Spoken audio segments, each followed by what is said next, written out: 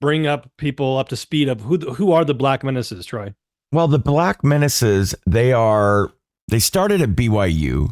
They are a group of Black students who engage basically in activism to address and highlight issues of racism, discrimination, and they do this primarily on campus.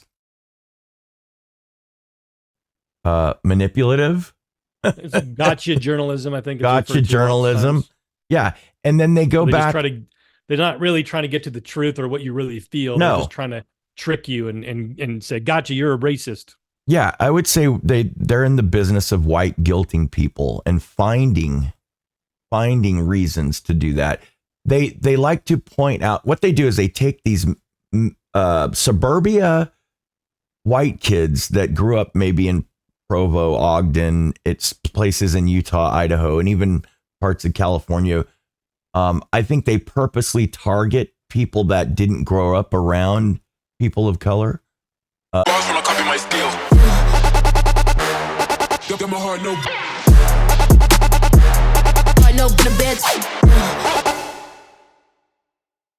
right, Ben, welcome back to the program. How are you? Good to see you. Fantastic. How are you?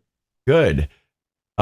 So you are busy every Monday. Why are you busy every Monday? I'm busy every Monday. Every Monday night, members of the Tree of Liberty Society get together from wherever they're at, and we go over. I do a training, and so I prepare new, fresh training every week that we record, and members can watch afterwards. And we cover things that are going on and current events, and the principles that are behind them. What are some things that will help us to be more effective in trying to preserve liberty and build understanding of the conspiracy and things that we can do about it. And so I spend Mondays preparing and pulling everything together and making sure that those trainings go well. You mean there's conspiracies in the world? There's a rumor. Is that what Joel and you mean when you talk about conspiracies? Interesting. All right. Well, welcome back. We have got some interesting news that you once again have brought to my awareness. This group that is at BYU. Well, they are students at BYU, right? And they are activists. And I think a year and a half ago, I did a reaction video on them. Before we get started, though, I wanted to share something with you real quick that I thought you would find. This is a pie chart that I got. I kind of revised it, but this is how Latter-day Saints spend their time. And it's interesting. It was funny. 13.8% of the time they are taking down chairs. Now, this is a parody, of course. So I have to explain it to you since you didn't laugh on cue. And then I was looking at one of the other ones. I was like 13.8 because there's two 13.8s. I thought that was funny. That's the funny part. So, or three 13.8s. Yeah. So we spend just as much time smiling at strangers as we do taking down chairs and judging. And judging. Well, I would probably put unrighteous judging. Yeah. What's funny is the putting up chairs. We spend less time putting up chairs and spend more time taking them down because you don't have very many volunteers in the elders quorum that usually will be the ones that, it's always the same two guys that go and put up the chairs, right? Or the bishopric ends up doing it. And just as much time. You got to get the deacons and the teachers out there, man. You got to get them working. Yep. Just as much time spending time reading First Nephi over and over again, right? 5.5% of the time that we do taking down chairs. Gossiping, 15.9%. We gossip. We are hard on others as much as we are hard on ourselves. I would say almost the same amount of time.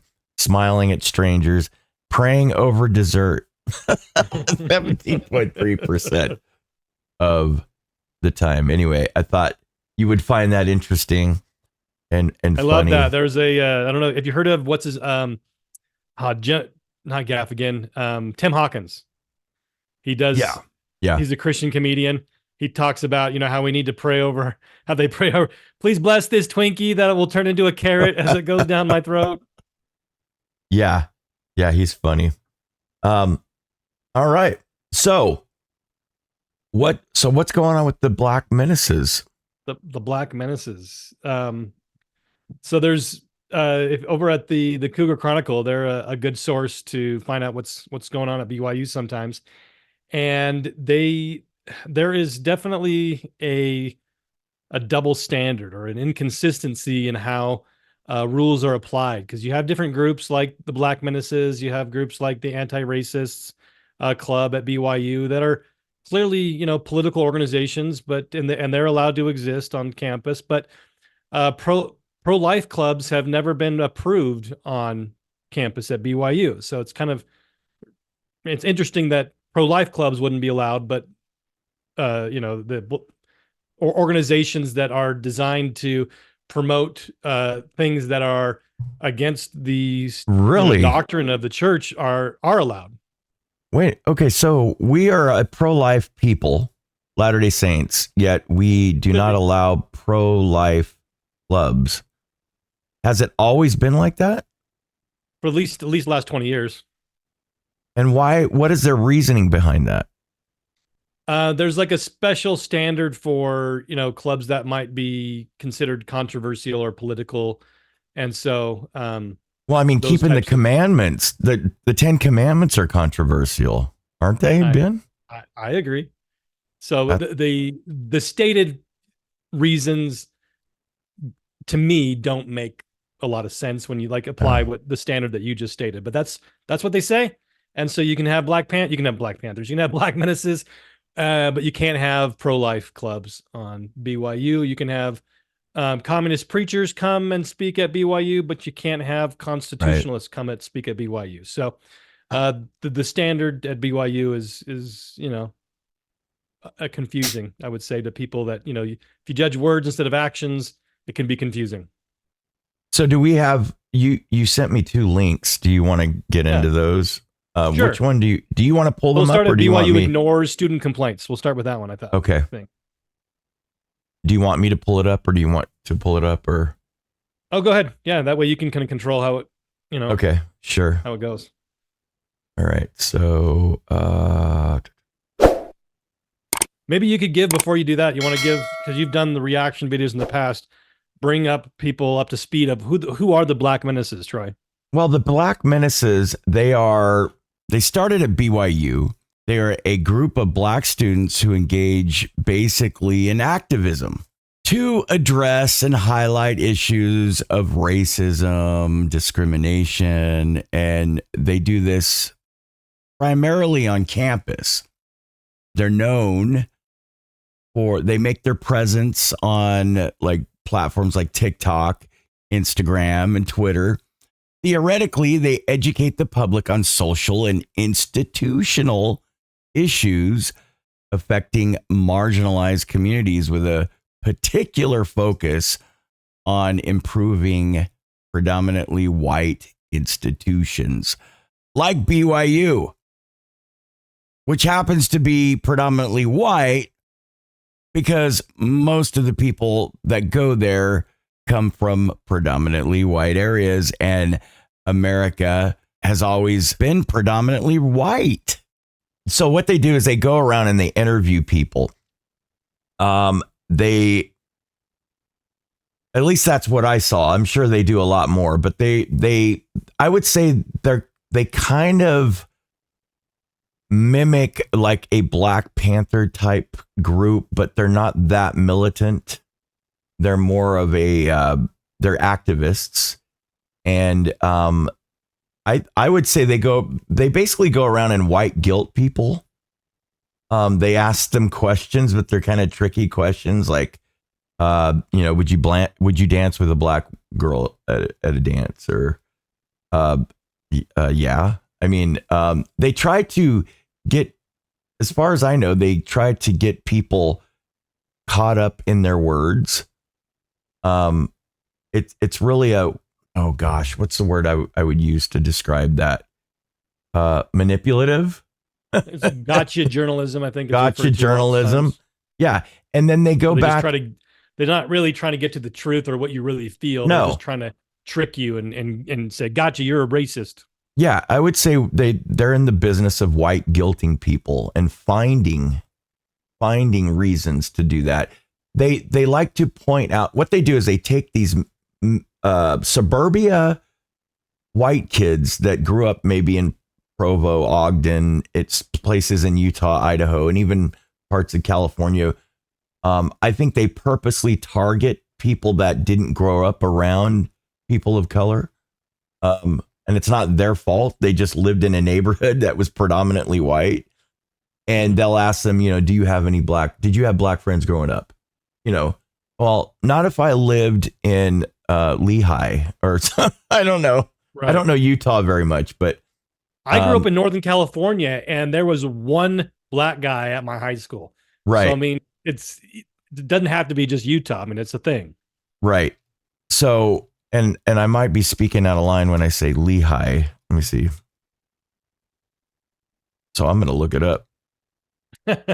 Lehigh, ardent, well, 0.5% of the population, and there's yeah, it's not exactly known for its population of minority class. right. And I would say most places until you get to Salt Lake City are not there's just not a lot of black people coming to those areas, because if you go back, folks, in America, even 35 years ago, like 80%, 85% of the population were Caucasian. Yeah. In America, and still, I think African Americans still only make up 14% of the population. It's not that big. So yeah, that's who they are, kind of. And they like they promote the you're gonna hate me, but it's the only word I'm gonna use, the sodomite supremacy agenda. What? They're there to promote all of the things that the gospel of Jesus Christ is against, frankly, is what I would say. Well, and a lot of these kids, okay, I think most of these, and Kwaku's talked about them too, most of these kids that belong to the Black Menaces, they grew up Latter-day Saint. Some of them, not all of them. I think. Well, they're at BYU. I mean, that's just, if you're going to BYU, there's a greater chance than not that you grew up a member of the church. Well, I now don't quote me on this, and I should have probably done my homework more on that, but I don't know how many are members of the church. Let me see. I'd like to look that up too. It's a small minority. There are members, non-members that go, but and some of them, I think, they go and then they get disenfranchised with our history, and then they join the Black Menaces or something like that. Yeah. Don't quote me on that either, but I think I'm right about that.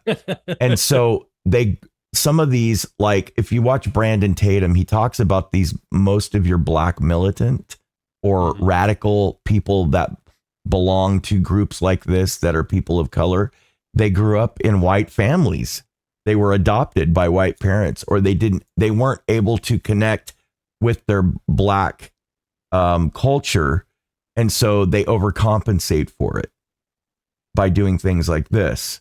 And it's so true, because you have a lot of your black, African-American, black conservatives and Republicans, grew up in multicultural high schools, had white friends, had black friends, and they understand, and they're not missing that component. And you see that a lot. That's because in the last 30 years, you had more kids adopted by white parents that were black, or interracial couples having children. And there's this conflict that goes on with them. Don't know how that completely works, but they end up, getting into groups like this where they're trying to find themselves culturally, spiritually, and socially. And so you've got stuff like this more and more happening. Yeah. So, okay. So good background on the Black Menaces. And so there were, the article talks about Let's see, BYU ignores student complaints. Is that one? that where Yep, we're at? Okay, good. correct. So fall of last semester, the fall of 2023 semester, there were students that were in videos by the Black Menaces, and they filed complaints with the BYU Office of Belonging, which is basically the BYU's social justice office.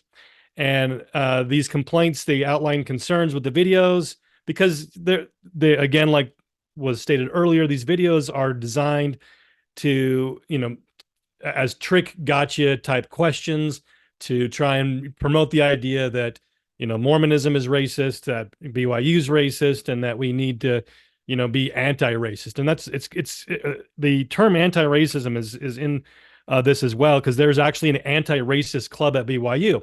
So it's Right. no longer enough to not be racist. You now have to be anti-racist. And so to be anti-racist, it's not just to be like, oh, you have to go out and go after racists. That's not what anti-racism is.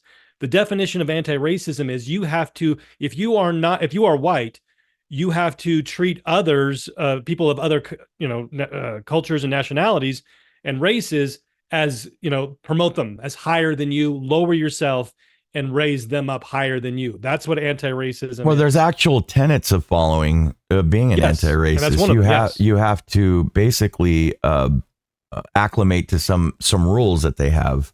You have to be pro-racist against white people to be anti-racist. That's just what anti-racism means. And so there's anti-racist club, there's this Black Menace, and so they're including their potential infringement. So this club on BYU violated BYU's filming and photography policy, and so there were complaints lodged against the Black Menaces, and it took a long time for this Office of Belonging to investigate. But so there were complaints filed against those that filed complaints against the Black Menaces, and those complaints were immediately addressed, whereas the ones against the Black Menaces were put off for several months. And so again, that policy that I talked about earlier, where no pro-life clubs are allowed, but the Black Menaces are allowed, and complaints against the Black Menaces are ignored. Complaints against those complaining against the Black Menaces are immediately investigated. And so you can kind of see what the mindset is of those people at the Office of Belonging at BYU. I was reading earlier that they are growing across the country. All right. So this is what would you call this? They have clubs and associations at BYU. And so that's just, they're called a club. And it's not an academic club. Right. It's just like a chess club, basically, type of thing. So we have to look up. Go ahead.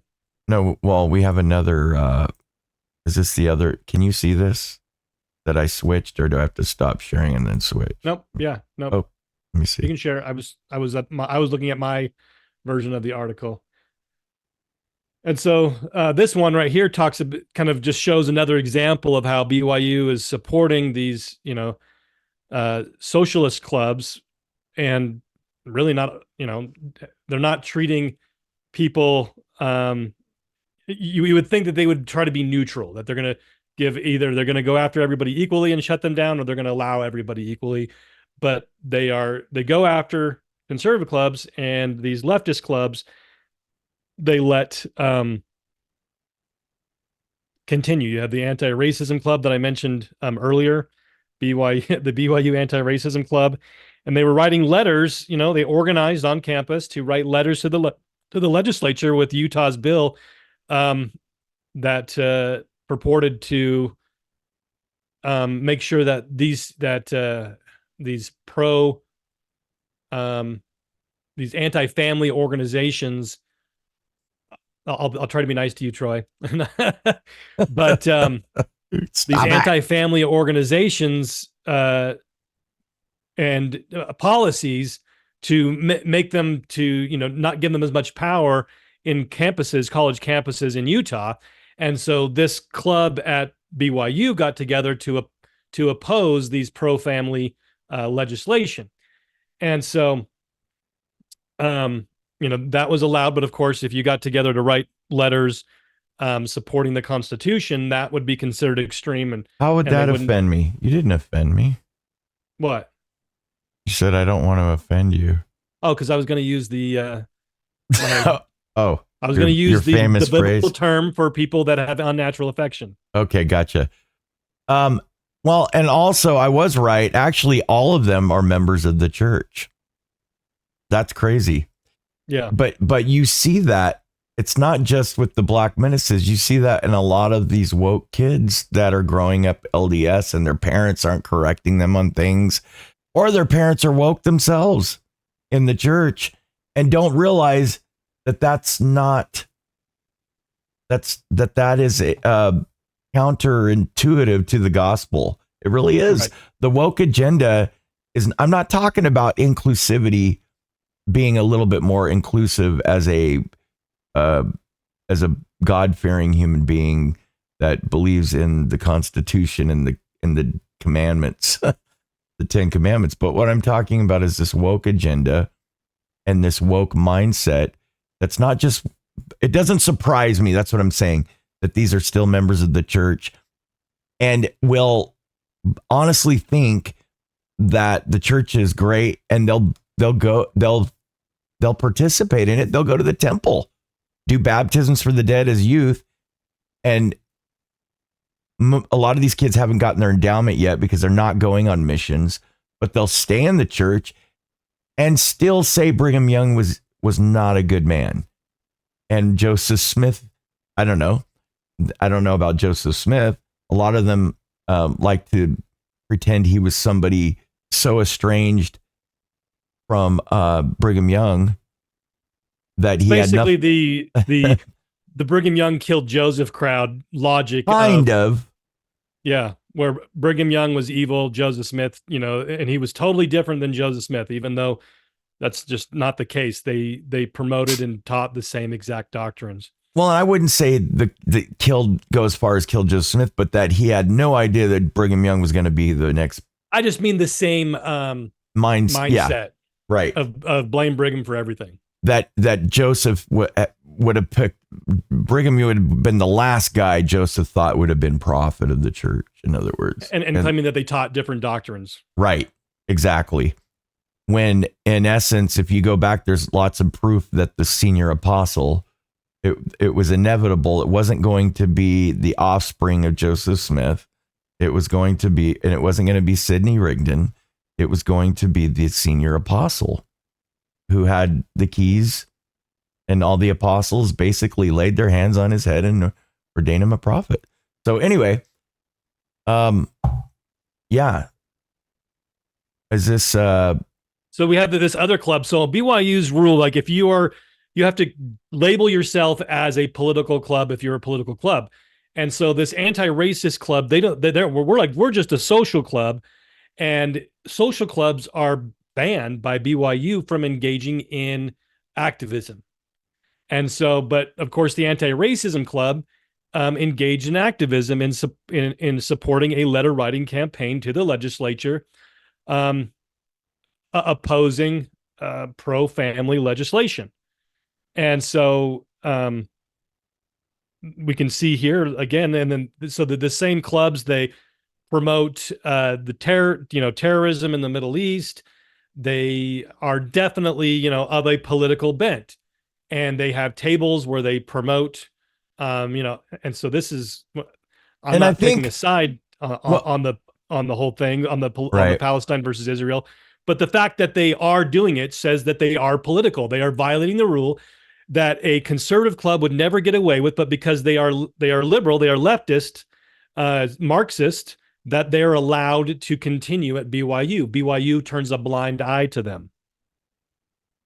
Well, and I think it's not what you will hear the faculty say, and even some of the leaders of the church, is that they're allowing freedom of speech. They're allowing these people that's inconsistent because they don't allow conservative groups to do the same thing. I know. I was just going to bring that up, that it doesn't make any sense.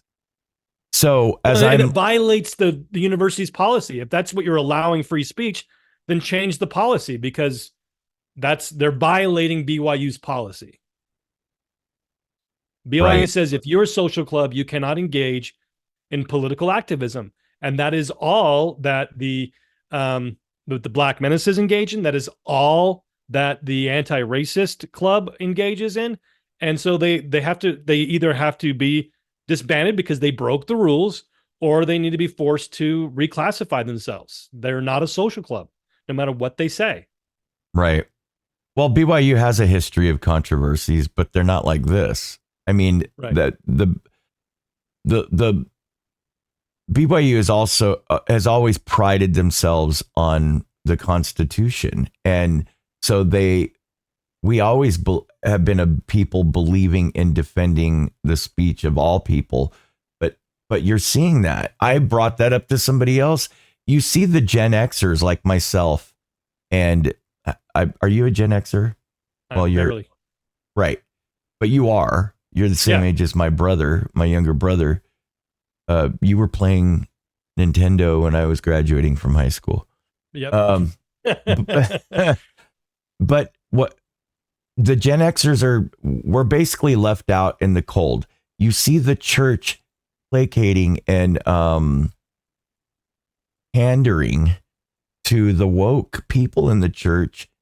Whatever you want us to do, we're here, and drying their tears when they get triggered.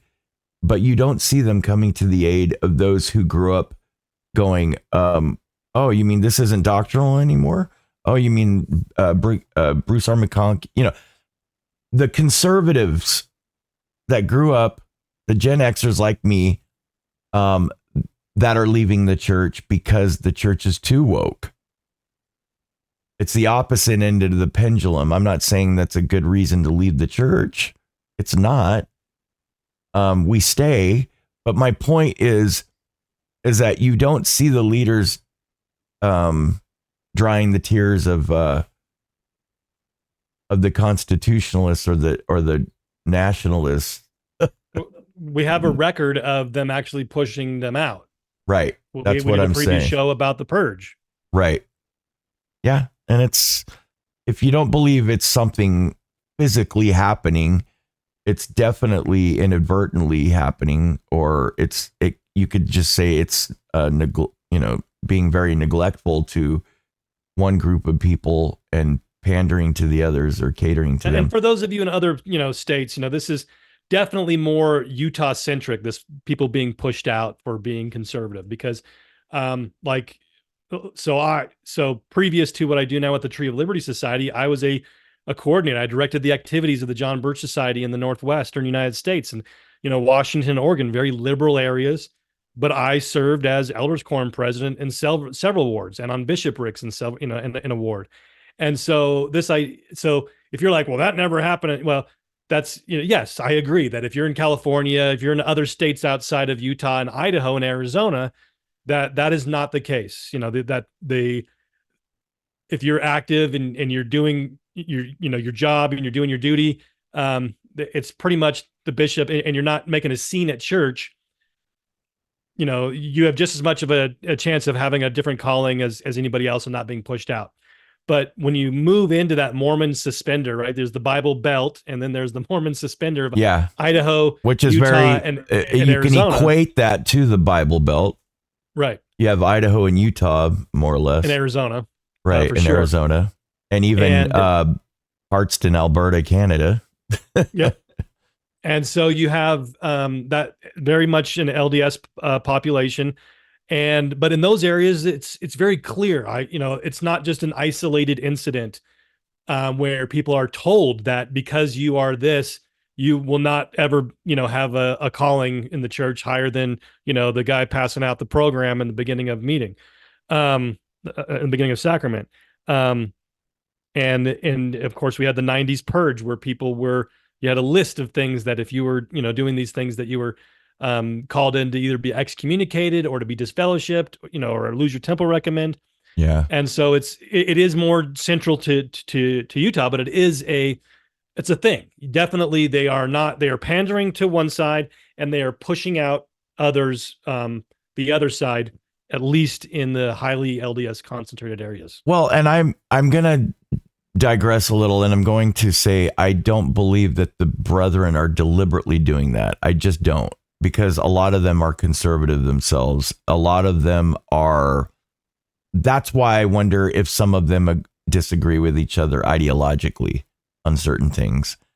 It's definitely a problem. I mean, because I go back to the musket fire speech that Jeffrey R. Holland gave. That was very controversial.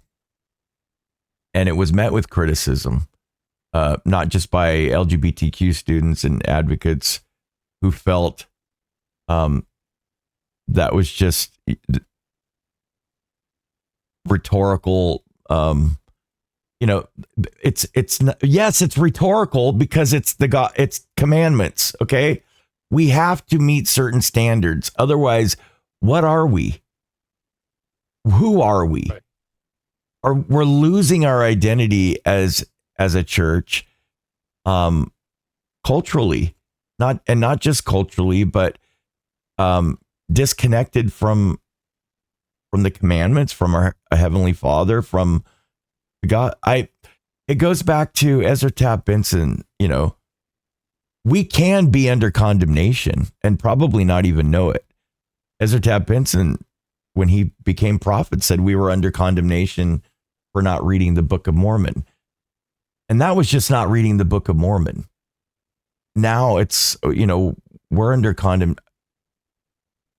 I wonder how much condemnation, I wonder how much condemnation we are under now.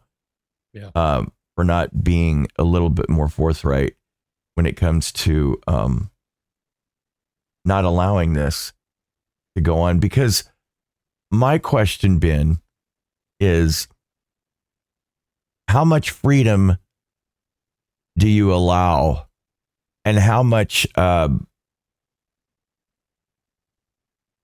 pushback on a certain group, like we're talking about, that isn't allowed?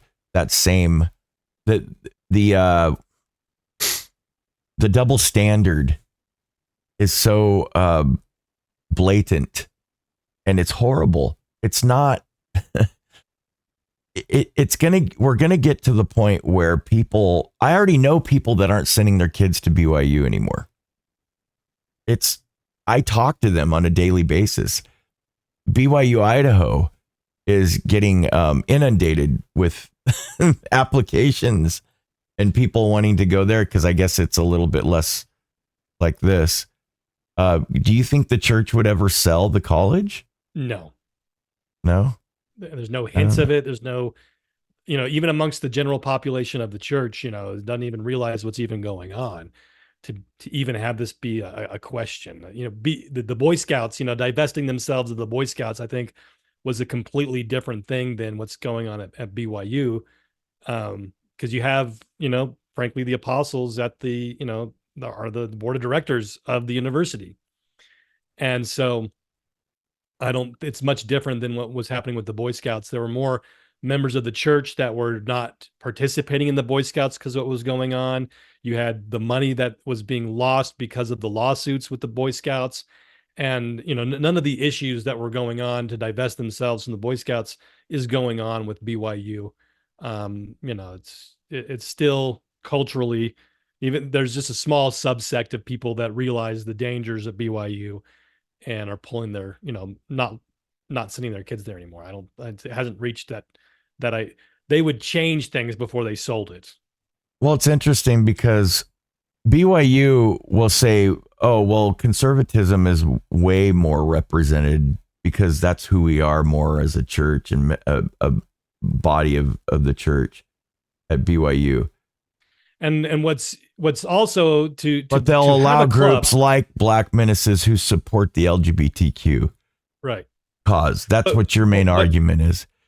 Well, and what does it take to get a club on BYU? It's not just some kids show up to the office and say, we want our club officially recognized.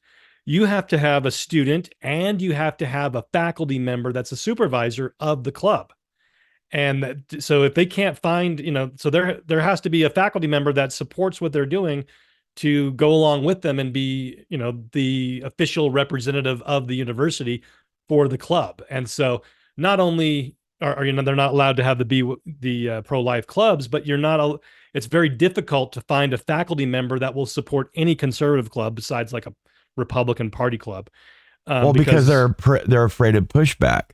And then but you have that means you can find, but they can find, faculty, professors that will support these woke clubs. Well, some will say that they don't want either, but because of federal investigations and protests and things like that, the church is like, oh, well, we better let them, we have to legally let them talk about this or do this. Nonsense. Yeah. It's interesting. You still have to get a faculty member. You can't, I am not, I'm not speaking out against the brethren or the first presidency at all. There's not much else to say about it. What do we do?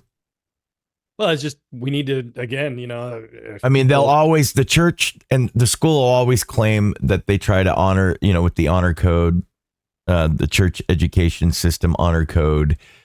But that changes. They just weaken that. It's more open towards the unnatural affection crowd than ever.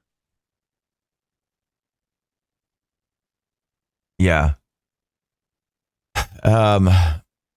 Yeah. And you can't just say that, well, the church is inherently or socially conservative anyway. Well, being that personally and having clubs that represent that's going to change the makeup of the organization, because if you're only allowing one type of club to really be of prominence and you're pushing down other types of clubs, you're going to say, oh, those things, an impressionable youth, right? Early 20s, they're going to say, oh, well, the church doesn't like those things. Those things must be bad. The church likes or allows those things. Those must be okay or good. And so it definitely has an effect on the shaping of the culture for the future. Well, and all this really started in 1992, like the early 90s, when they started allowing the academic freedom and removing restrictions from. You had the BYU backlash against the September 6th and that kind of stuff. Yeah, yeah. And then what's the message that we're sending our young people that are getting ready to go on missions? It's a dichotomy. It's a conundrum from hell. That's exactly what it really is. Thank you so much, Ben. Thank you. Good to be with you. Got my heart no barging in, from the bed to the floor to the couch. Might wake the neighbors up, break you in then break you out. In the end, we gon' make the child.